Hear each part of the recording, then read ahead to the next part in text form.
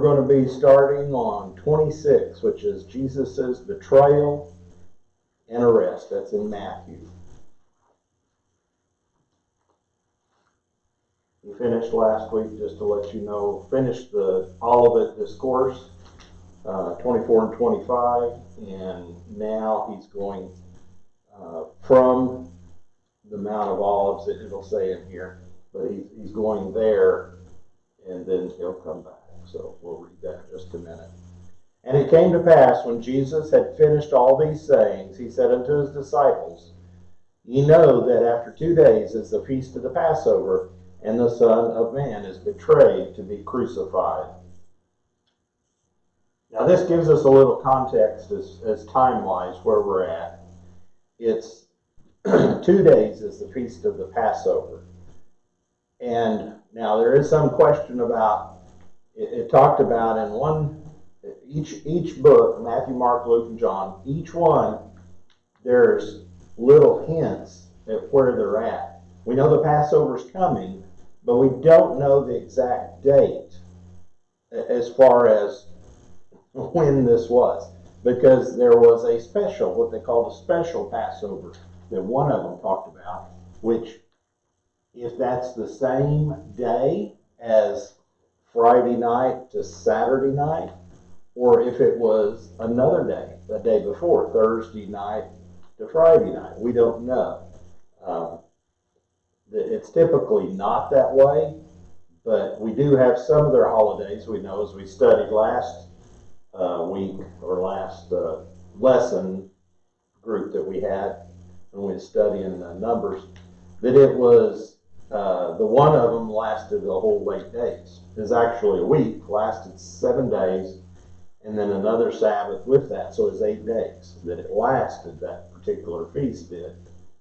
But this one, it tells us that after 2 days is the feast of the Passover, and the Son of Man is betrayed to be crucified. Well, we know Jesus rose on the first day of the week.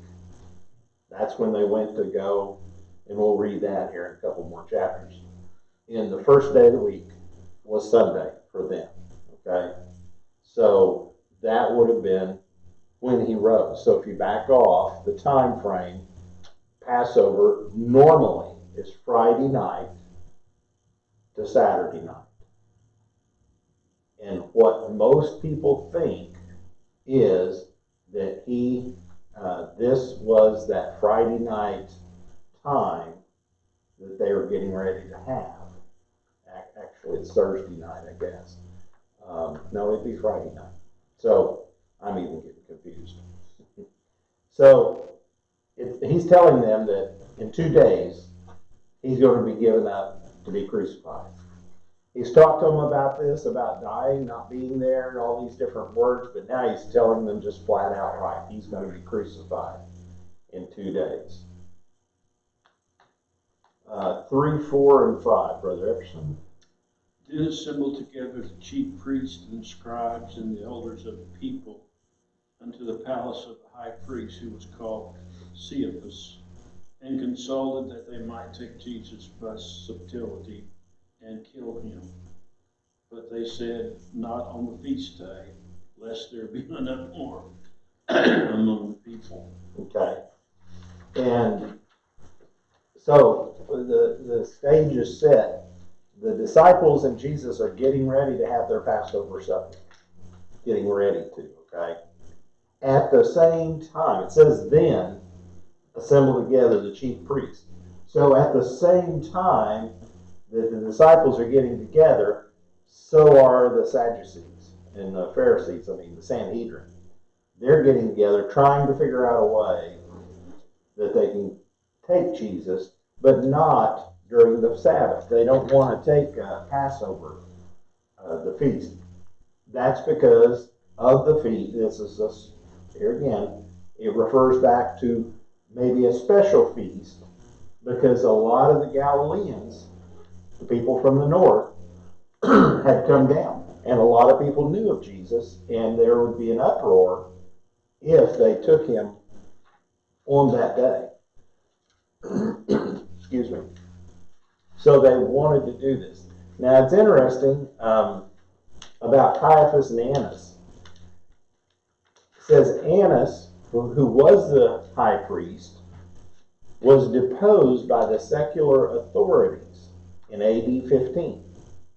And he was replaced by Caiaphas. So in 15 AD, Caiaphas started and lived and ruled till his death in AD 36. But according to the Old Testament, the high priest was not able to be replaced until after his death. The transfer of power was illegal. So we see something here that what was given to Moses, actually Aaron and his folks, high priest is kind of like Supreme Court justice. They serve until they die. Okay? Well, in Rome, this time, the Roman authorities, or Herod or someone, was the ones that was nominating or electing the high priest. It had gotten away from who was, the lineage of Aaron, but it was kind of a political game now. So whoever was in charge. It does say in one of them I was reading, the next scripture down, between 37 BC and AD 67, that's almost 100 years, a little over 100 years, there were no fewer than 28 high priests. So they only served about 4 years. Kind of sounds like our pastors used to be, huh? This suggests that Caiaphas was a high priest from AD 18 to AD 36, and it was an extraordinarily long time for the high priest to last. And Caiaphas must have brought the technique of cooperating with the Romans to a fine art. Basically what he's saying, he knew how far to push them and how far not, then when to cooperate in order to keep it. Because if he didn't, they just cast him out and get another high priest. But really, and when it goes to it, and it talks about it here in a little while, they first take Jesus to Annas, who was truly, quote, the high priest because he hadn't died yet. But since the authorities had knocked him down, then they took him to Caiaphas, which was the observed high priest, I guess, if you want to say it that way. And then we talked about the uproar. Let's go to 6 through 13. You want to read that for us, Bertha? Iris, I'm sorry. Now when Jesus was in Bethany, in the house of Simon the leper, there came unto him a woman having an alabaster box of very precious ointment, and poured it on his head, as he sat at meat. But when his disciples saw it, they had indignation, saying, to what purpose is this waste? For this ointment might have been sold for much and given to the poor.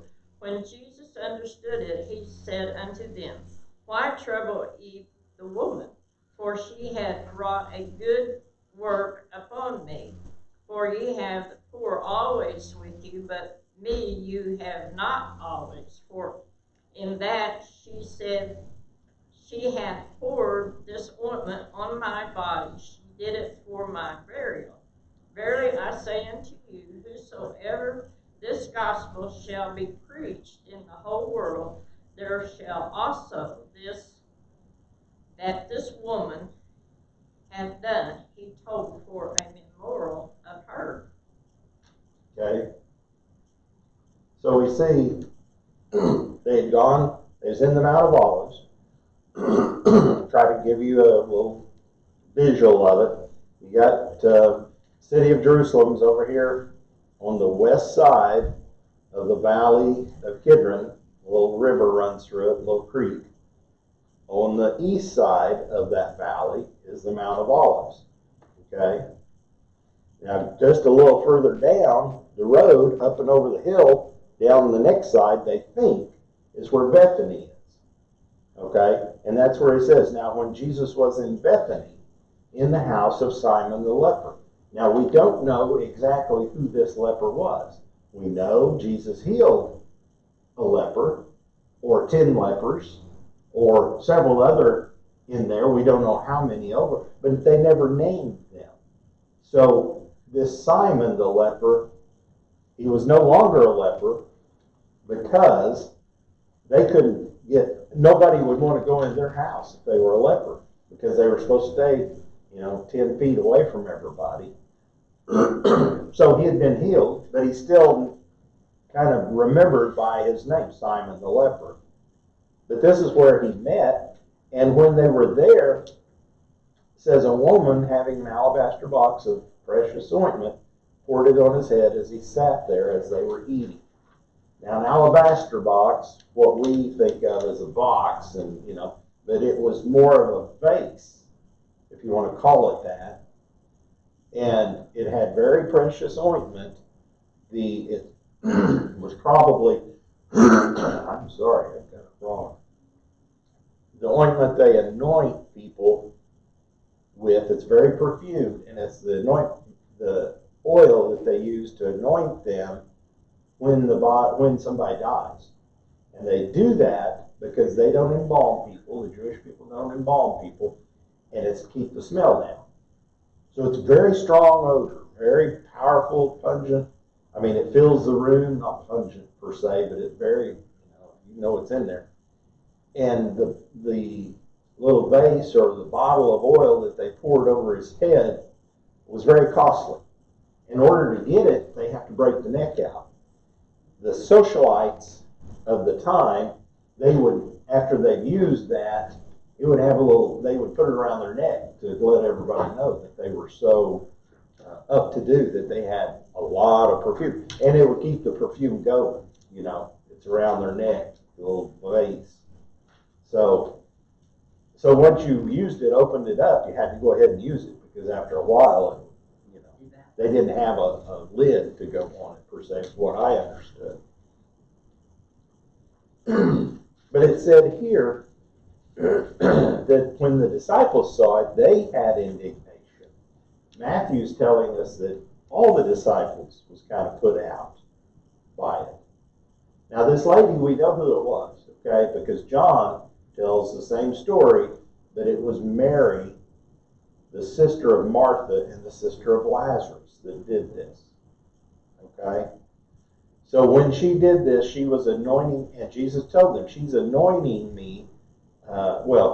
They get mad, and they are saying, well, this could be given much poor. John, in his, says Judas was the one that was indignation. He was the one that thought that it could be sold for more money, and it could have been. If they would have just given it to the disciples could have went and got money for it, a lot of money, and they could have had their prosperity. But Jesus knew they didn't need it anymore because he's getting ready to go away. But he's told them, you'll always have the poor. That's something that kind of hurts us a little bit, but it's telling us the truth. You will always have poor people, even today. And he's saying all the money it's not bad to help poor people. He's not saying that. He's just saying you'll always have the poor with you, but you only have me for another few days. And it goes on. It doesn't say, it does say here, she did it for my burial. And others, it talks about that too. She's getting ready. And he's saying this even before they knew, because they took him down off the cross and put him in the grave he died at 3 o'clock in the afternoon, and they had to put him in the grave before 6 o'clock because that was the end of the day, and the next day was Sabbath, so he couldn't stay on the day of the Sabbath. So they didn't have time to do all the stuff they were supposed to do. So she was doing it ahead of time, and he was telling them that this will be told from now on as a memorial to her, to Mary. So it goes about down here, it talks about everything. We don't know exactly because they tell slightly different stories. We don't know exactly who was part of it as far as all the disciples was mad or whatever. We don't know. All we have to do is take what's there. Okay? Talks about the flask here. It has no handles. Was furnished with a long neck, which was broken off when the contents were needed. we may fairly deduce that this perfume was costly. Jewish ladies commonly wore this flask on a cord around their neck. So it was trying to let everybody know what's going on. And we talked about all that. So let's go on. You can read it. There's a lot of good information tonight in this. But we'll go on to 14 through 16. You want to read that for us, Bertha? Sure. Then one of the 12, called Judas Iscariot, went into the chief priest and said unto them, What will you give me, and I will deliver him unto you? And they covenant Yeah. with him for 30 pieces of silver. And from that time he sought opportunity to betray him. They struck a bargain. That's what they did. What that I just give you 4 times. Yeah. So we see here Judas had left. He was in the meeting. Now here's where we have to go to some of the other books to see. We read also in some of the other chapters or the other books, Jesus said somebody's going to deceive me or betray me. And they said, who? All the disciples was who's it going to be? The one that dips with the salt. See, that's not Mark. Matthew doesn't tell us any of that.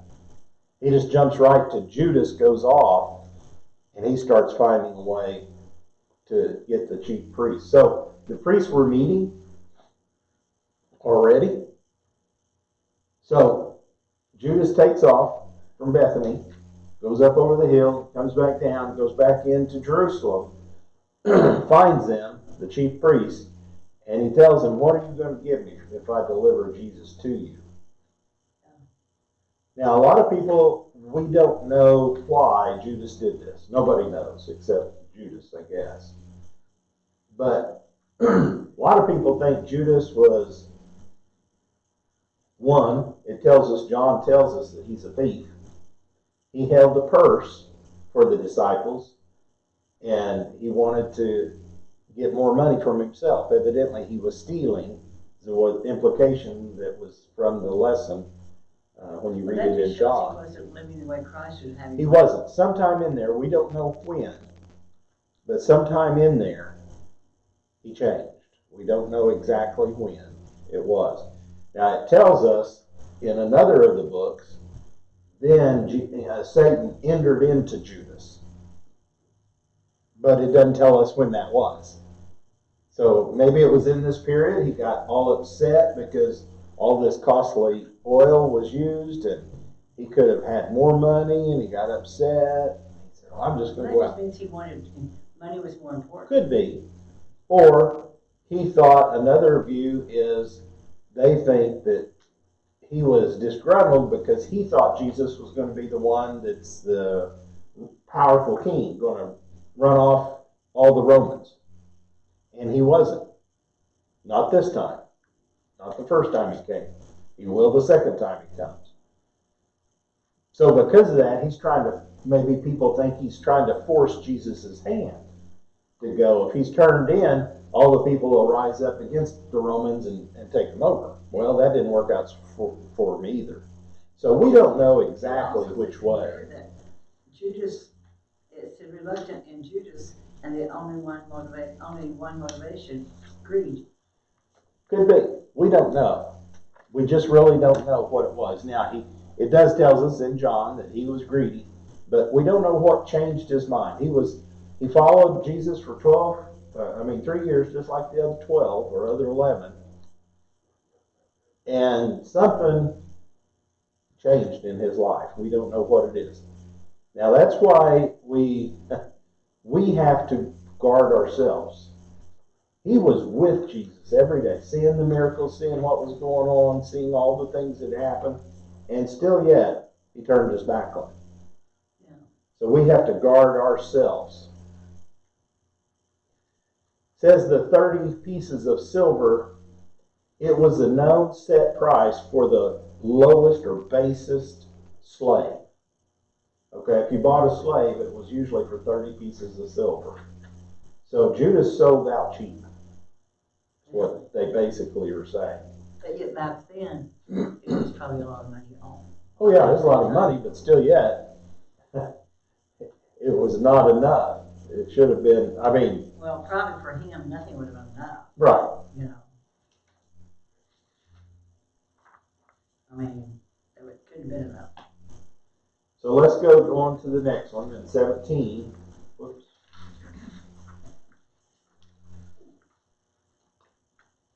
It says, now the first day of the feast of unleavened bread, the disciples came to Jesus, saying unto him, where wilt thou that we prepare for thee to eat the Passover?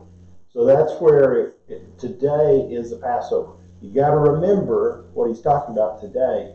It's Friday evening. That evening is going to start the Passover. So the previous day was before that. Okay? So it was most likely Thursday that evening or sometime during that time. Excuse me. Where wilt thou that we prepare for thee to eat the Passover? He said, go into this city, saith unto him, I got the wrong one.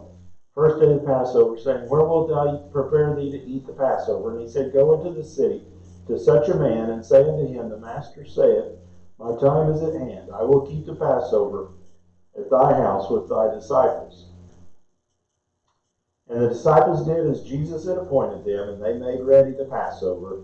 And when the even was come, he sat down with the 12. So this is getting ready. Passover is getting ready to start this Friday evening. They're getting ready to start. This is the feast of the unleavened bread. Okay, the unleavened bread, that's the start of Passover. And we know that that continued on several days. Because that was the night the angel of the Lord passed over in Egypt when they were bringing the people out of Egypt.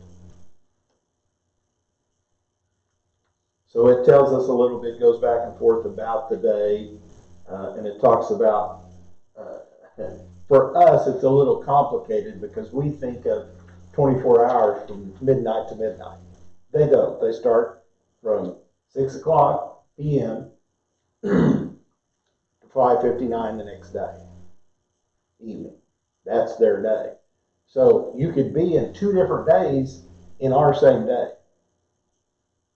See, like this morning, Wednesday, at 3 o'clock, that's one day, and now we're past 6 o'clock, so that's the second day for them because that's the next day.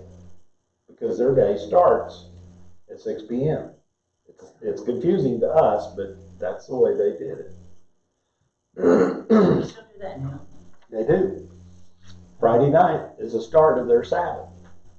We always talk about the Sabbath, the Saturday. It starts Friday night for them. So. Then how did we get Sunday? We get Sunday because we go by the 24-hour day. Oh, okay. Midnight to midnight. And they started. Why don't we celebrate Saturday? After the crucifixion, they gathered together On the first day of the week. Right. To remember when he rose from the dead, when they went and saw the empty tomb. And that we'll see that here in the probably next week. Or the week after. I mean, one of those 2 weeks. So it goes through, and you can read the next page. It's going on through and talks about it, the time-wise and the chronology, but for sake of time, we're moving on. 21 through 25, Brother Epps. And as they did eat, he said, verily I say unto you, that one of you shall betray me. And they were exceeding sorrowful, and began every one of them to say unto him, Lord, is it I? And he answered and said, he that dippeth his hand with me in the dish, the same shall betray me. The Son of Man goeth as it is written of him, but woe unto the man by whom the Son of Man is betrayed. It had been good for that man if he had not been born. Then Judas, which betrayed him, answered and said, Master, is it I? And he said, Thou hast said. Okay. It didn't go into detail here, but the last few verses in this verse he told them to go find a place to eat the Passover meal. A lot of the commentators think that Passover meal was the same place that the 12 came back after Jesus left, the upper room.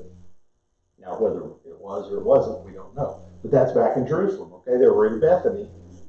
Now they have to come back all the way to Jerusalem, and that's where they're having the Passover meal, is what they believe right now. And this is where he goes in and he tells them that somebody's going to betray him. And then Judas, Matthew points out, Judas said, which betrayeth him? And he says, is it I? And he said, thou hast said. So he didn't say, yeah, it's you. He just said, you said it was, so it is, So say it. So he was telling himself. And you go back in John, and all the disciples say, Master, was it I? Was it I? And he said, it's the one that I dipped my bread in. Well, he'd already dipped his bread with all of them. But after that, Judas dipped his bread in there, is what they think. And that's, Confirmed. Yeah, but they didn't know that and exactly what it is. Because this is when he get up and leaves and goes, and he says, okay, I'm going to go betray him. Tell the high priest, it's time. Don't you know the other disciples going like, Lord, I hope that's not me. Yeah, they were with him 3 years, and here in a little bit, they're all gonna say, I'll die for you. And he's telling them somebody's gonna betray me. And they questioned themselves. Yeah, Every one of them questioned themselves. Yeah. I mean, it makes you stop and wonder. Almost scary. It is. It might be you. It is. Okay, 26 through 29. And as they were eating, Jesus took bread and blessed it and broke it and gave it to the disciples and said, take, eat, this is my body. And he took the cup and gave thanks and gave it to them, saying, drink ye all of it, for this is my blood of the New Testament, which is shed for many for the remission of sins. But I say unto you, I will not drink henceforth of this fruit of the vine until that day when I drink it new with you in my Father's kingdom. Okay. So he's telling them, this is what we call the Last Supper that he has. This is the Passover supper also. It's the same thing. Go back to Egypt when they were getting ready to leave. What did they do? What was the food that they had? They had the garlic, the onions, the horseradish, the sour things. That's for their burden that they've had for 400 plus years. And then they also had unleavened bread, because he told them, get all the leaven out of your house. So that represents the sin that's in the house. Get ready to clean it out. And then they have what? The lamb. The Passover lamb. They ate that lamb. That's why Jesus is referring this to them. You've eaten the bread and drunk the wine. They normally do that in the Passover. But they didn't. Nothing's mentioned about the meat, the lamb. That's why he says, this is my body. Take and eat. He has become the Passover lamb right here for them. And he is becoming that for them, will be. So it's setting it up because of this. Drink this. That's why he's referring to these things. Now, some of the people think that there's several things that it actually becomes Christ's blood and body when they do the Passover. That's not what we believe. We believe it represents his body. And it represents his blood. And it's for a remembrance for us to remember him. It tells us that.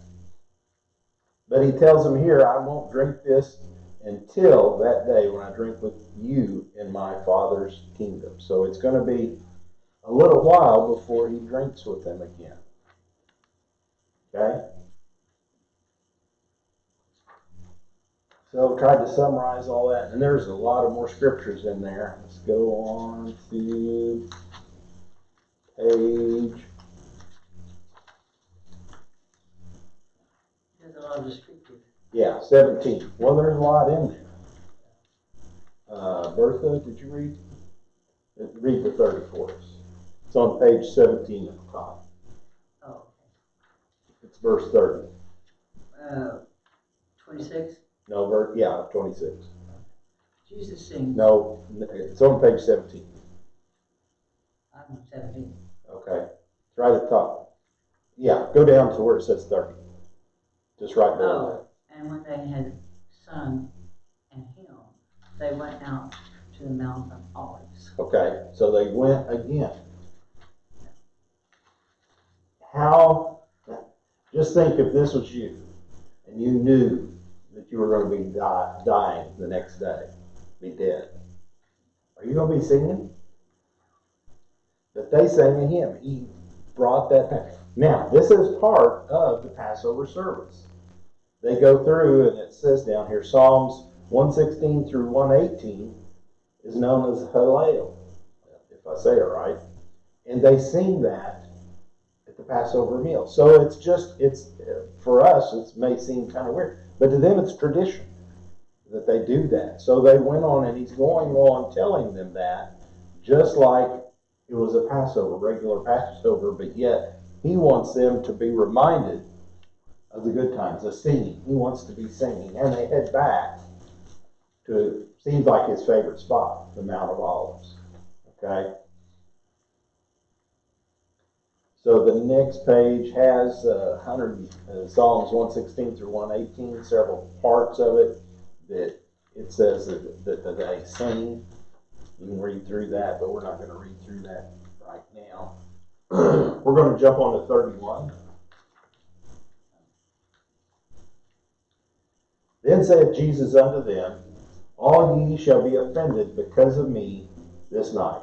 For it is written, I will smite the shepherd, and the sheep of the flock shall be scattered. But after I am risen again, I will go before you into Galilee. Then Peter answered, said unto him, Though all men shall be offended because of thee, yet will I never be offended. Jesus said unto him, Verily I say unto thee, that this night, before the cock crow, thou shalt deny me thrice, 3 times. Peter said unto him, Though I should die with thee, yet will I not deny thee. Likewise also said all the disciples. So they were pretty sure of themselves, wasn't they? That they were, and they were totally wrong. Nobody stayed with him. A couple of them followed him when he got arrested, after he got arrested, and we'll read about that in just a minute. But they are just, even if we have to die with you, that's what they're saying they're willing to do. And if you go back a few weeks to where James and John asked Jesus if he could sit, or his mother asked, whichever one you Bible or whichever book you read, when they asked, can you sit on the right hand and the left hand, and he said, can you drink of the cup that I'm getting ready to drink of? And this is what he's referring to. I know I'm going to die. Are you ready to die too? They said, yes, we can. Again, not understanding what they were saying. Here, it's saying the same thing. They don't understand what he's saying because he's getting ready. As soon as the cops show up, everybody takes off. Kind of like a game, the game show that they show on television. As soon as the cops get there, everybody scoots and goes out. I think it's interesting that Jesus would answer sometimes as if you don't know, I'm not going to tell you. Well, because he wanted them to know. Yes, but he wanted them to understand too. Exactly. But they were still caught up they'd been with him 3 years, heard him teach and everything that he had been teaching, but they still are missing it. I think what's They're- interesting they're too, not sometimes getting it makes it sound like, well, maybe you are and maybe you aren't. Well, here they're reaffirming their faith in him. Living it up to them. Yeah, they're getting their faith, telling him, but then he's getting ready to test their faith. Yeah, Okay. exactly. So Or you he's don't not. know, you need to find out. That's right. Go down to page 20, bottom, start at 36 through 39, the verses. Then cometh Jesus with them unto a place called Gethsemane, and saith unto the disciples, Sit ye here while I go and pray yonder. And he took with him Peter and the 2 sons of Zebedee, which was John and James, and began to be sorrowful and very heavy. Then saith he unto them, My soul is exceeding sorrowful, and even unto death. Tarry ye here and watch with me. And he went a little further and fell on his face and prayed, saying, O my Father, if it be possible, let this cup pass from me. Nevertheless, not as I will, but as thou wilt. So they go to the garden, and he's prayed there a lot already. It's peaceful. It's outside the city. There may be not a lot of things there, so it's it's a place where he can go and be close to God, where he feels he can be close to him. He takes his innermost circle, Peter, James, and John, with them a little bit further. Left the group there, went in a little bit further to a different place in the garden, asked them to stay there to help him pray with him for a little while.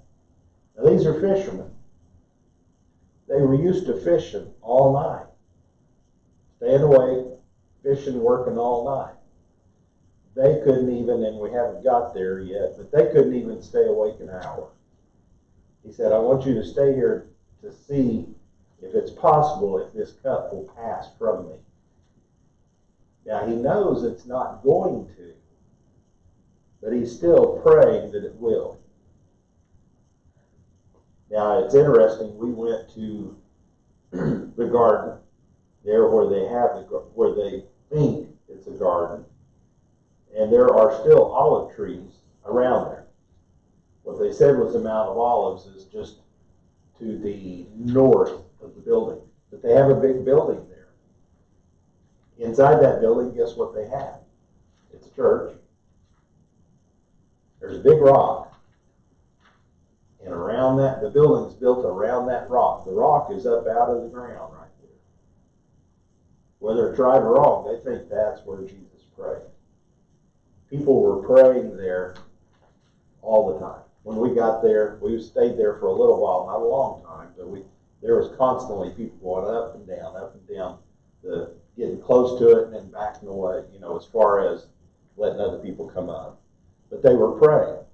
They were thinking that was, I need to show you the pictures in that area, but that's interesting to me that they think that's where it was. But that's where they thought that he prayed. And these trees, just a little more history on that. Olive trees, the oldest olive tree, I've read one counter says it's in Israel, another one says it's somewhere else, just over Lebanon or somewhere. But they said some of those trees there, and they looked at, they were huge around. The tree grows, it grows like a tree, and then it kind of starts spreading out, and then part of it may die off in the middle, but then the tree will grow another side of it. And it was huge. These trees were 2,000, 3,000 years old. Some of the people there, part of their living is you can't cut an olive tree. Only so you have to go to the whatever department it is what they told us. I'm not sure if it's right, but that's what they told us. They only get the trees that have fell. They don't get any other. But they'll take that wood and then they'll go and make things out of it and sell them as souvenirs. One of them was a manger scene that we saw. It was like this, huge, intricate pieces carved of the people, you know, Mary and Joseph and the cattle and the 3 wise men and the shepherds. Have a clue as to how much that was? $7,000. Wow. For that. It was about that long, and you could use, it was like a log, which was like a cave, you know, where it was. And then you could put the pieces, you could use the pieces, they were sit on there, but you could move them, take them, just use a few, just use a lot. You could move it through. They said, oh, this is the, you know, we asked, you know, I hate to do this, where would I store this? Oh, you don't store it. It stands out all the time. It's an artwork. And I'm like, yeah, it must be for you. I don't have that much money for that. $7,000. Wow. Gosh. Yeah, and one of them was even higher. It's like, they said, oh, it's about 15. They said about 15. Like 1,500? Golly, that's awful expensive. For how Another guy much? said 15,000. I'm like, They had one that I could afford that it looked like I carved it for about $300. But it wasn't anything that you would want to come home with. It's nice, but you know, it's nothing like, it's kind of like, look like my thumb or something, you know, person. Yeah. So anyway, let's go on to 40, Brother Epson, 40 through 46. Still on page 24.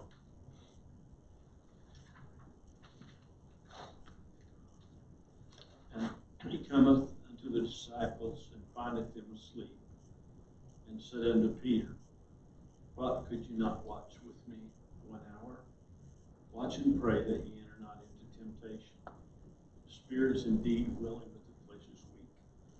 He went again the second time and prayed, saying, O my Father, if this cup may not pass away from me, except I drink it, thy will be done. When he came and found them asleep, again their eyes were heavy. And he left them, and he went again and prayed the third time, saying the same words. Then he cometh to the disciples and said to them, sleep on now, and take your rest. Behold, the hour is at hand, and the Son of Man is betrayed into the hands of sinners. Rise, let us be going. Behold, he is at hand that betrayed me. Okay? So we see that he takes his 3, he asks them to pray for them, he goes off and prays, and he's asking the Father, if this cup may not pass from me, except I drink it, thy will be done. He's still, he knows it has to be done, but he's still holding out that it, you know, it doesn't need to be done, but it's one of those things. You ever had something that you know you have to do, and you don't want to do it, you know it's going to hurt? Today I went and got my allergy shots, and it seems like, boy, it hurts more every time I go. Used to, it didn't seem to hurt me as much, but boy, it goes every time. But if I don't get it, I'll be a lot worse off if I don't. So they went, and he came back to them, saw that they were asleep, told them, can't you pray? And in the different stories, in Mark and Luke and John, you see different passages he's talking about here, but he's telling them, can't you just pray with me 1 hour? Like I said, these are fishermen that were used to staying up all time at night to do their job, but they couldn't even stay awake 1 hour for him. And he come back and prayed the third time, and he said the same words he said the second time. Tells me something. God doesn't matter if you know, we hear somebody pray, well, if you say pray and you don't need to pray that again, because God heard you the first time, and that's, you know, repeating your words. And he said, don't do that. Don't use a lot of words. And I've heard ministers say that today. Jesus did it. I think it's okay. I think it's okay if we pray the same prayer, you know, for people every day, that they, you know, get healed or saved, all these things. So we have to be careful and read what the Bible's actually telling us. And if Jesus did it, you know, we don't need to be going against that. Now, it's not saying you don't have faith. You need to have faith too, but we need to ask when it's really, when it's something that really gets close to us, we're asking. We're always asking. A minister told me one time, you only pray one time for healing, and if you pray more than that, you don't believe you're healed. Yeah. I'm going like, hello? Yeah. Well, that's what I'm talking about, that some people believe that. You have to have faith in it, Yeah. but it does not hurt to keep praying. There's knock, Mm-hmm. ask. Mm-hmm. Well, that means keep on knocking. Yeah, knock until you get an answer. Keep on asking. Mm-hmm. Yeah. Again, That's right. 47 through 50, you going to read that for us? Excuse me. And while he yet spake to Judas, one of the 12 came, and with him a great multitude with swords and staves from the chief priests and elders of the people. Now he that betrayed him gave him a sign, saying, Whosoever I shall kiss, that same is he. Hold him fast. And forthwith he came to Jesus and said, Hail, Master, and kissed him. And Jesus said unto him, Friend, wherefore art thou come? Then came they and laid hands on Jesus and took him. Okay. So this is where Jesus is betrayed by Judas. Judas came and led them. He probably didn't know exactly where they were at because he had left them while they were in the upper room. All right? We didn't know exactly where they were in the upper room. But Judas had left and he went to the Sadducees or the Sanhedrin, and he went on and led them back. And they because Jesus went there much, he kind of knew where they were at. So he had told them, whoever I kiss, that's who Jesus is. Now John goes into more detail on this, but you can read that if you want. But it goes on there. Judas had received his payment, and he was ready to give Jesus over. So they took him, and he went on. Let's see. 51, there at the bottom of page 27. You'll start on that, Bertha, 51 through 56. And behold, one of them which were with Jesus stretched out his hand and drew his sword and struck a servant of the high priest and smote off his ear. Then he said, Jesus unto him, Put up again thy sword into his place, for all they that take the sword shall perish with the sword. Thinkest thou that I cannot now pray to my Father, and he shall presently give me more than 12 legions of angels? But how then shall these scriptures be fulfilled, that thus it must be in that same hour? Said Jesus to the multitudes, Are you come out as against a thief with a sword and strives for to take him? I sat daily with you teaching in the temple, and you laid no hold on me. But all this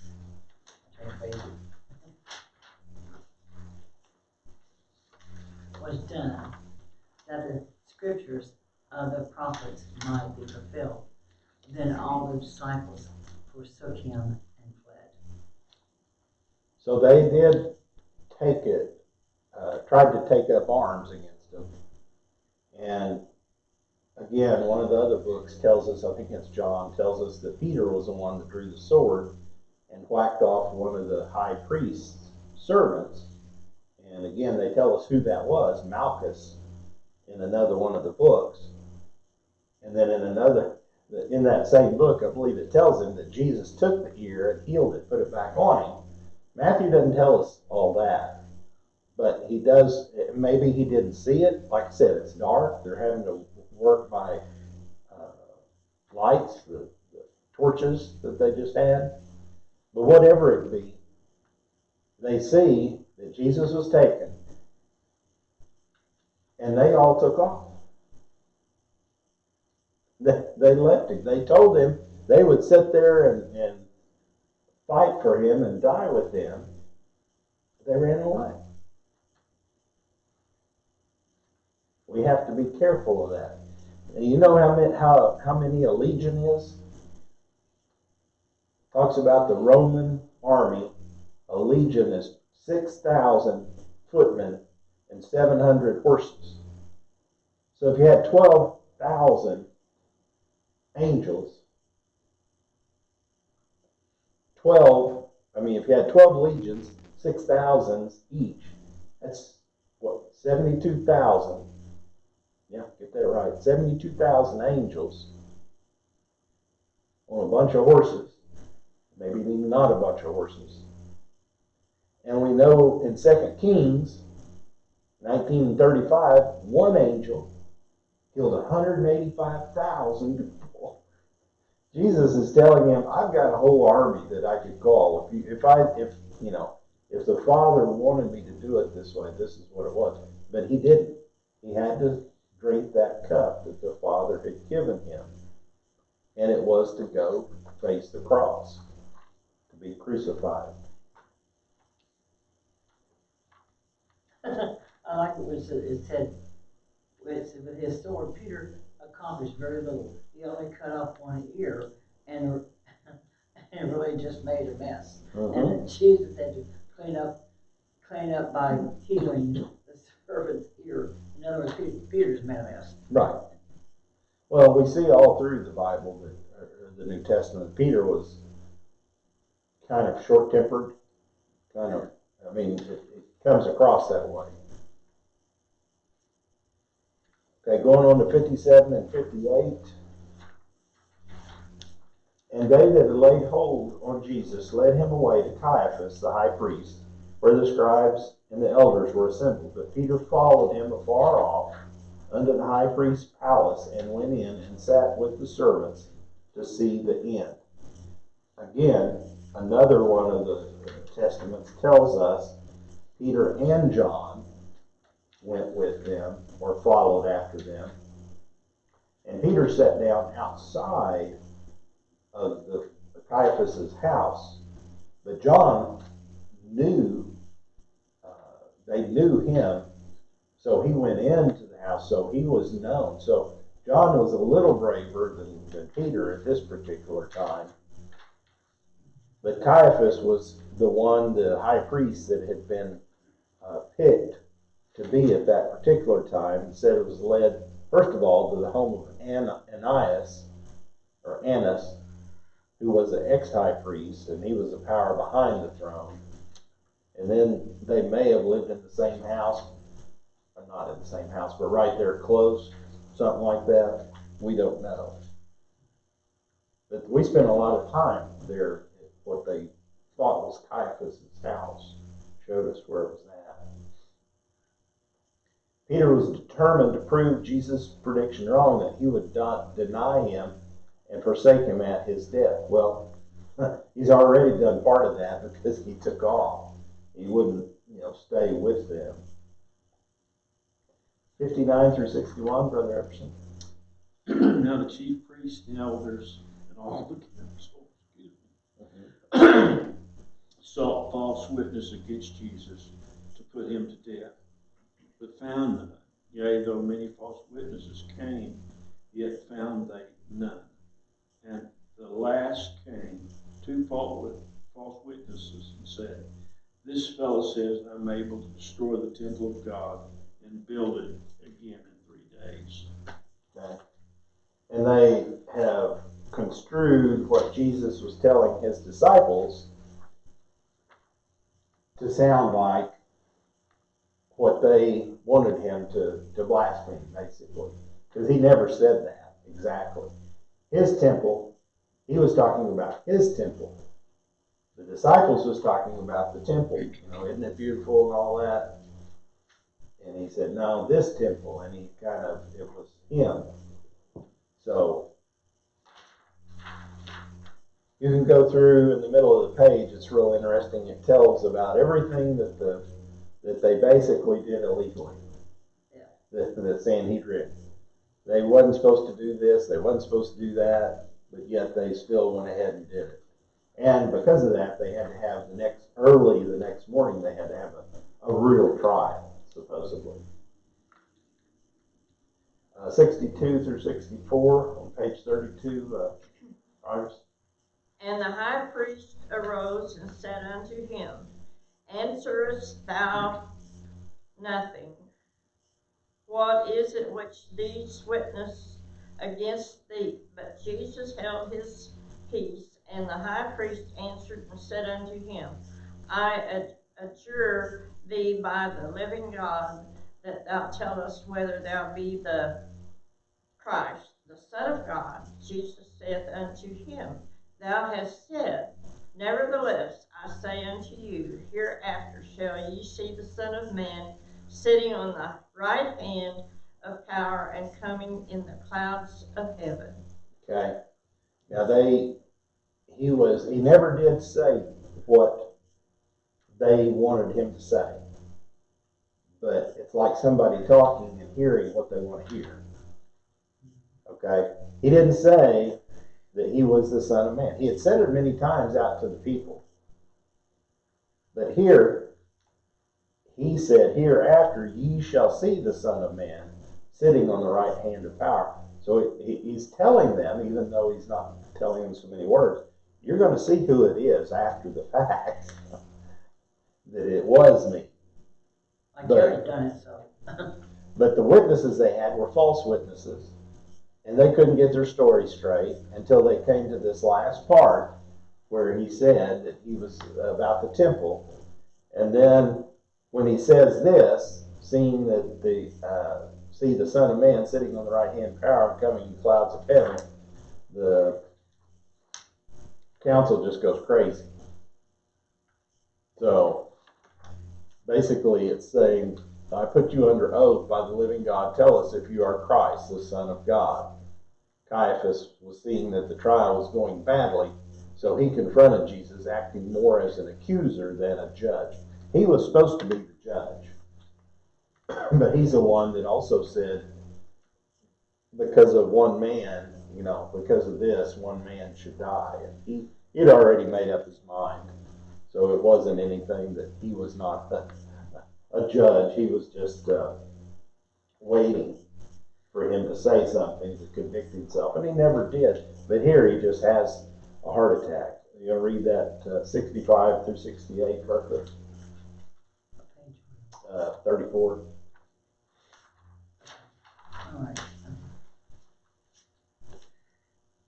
Then the high priest rent his clothes, saying, He hath spoken blasphemy. What further need have we of witness? Behold, now ye have heard his blasphemy. What think ye? They answered and said, He is guilty of death.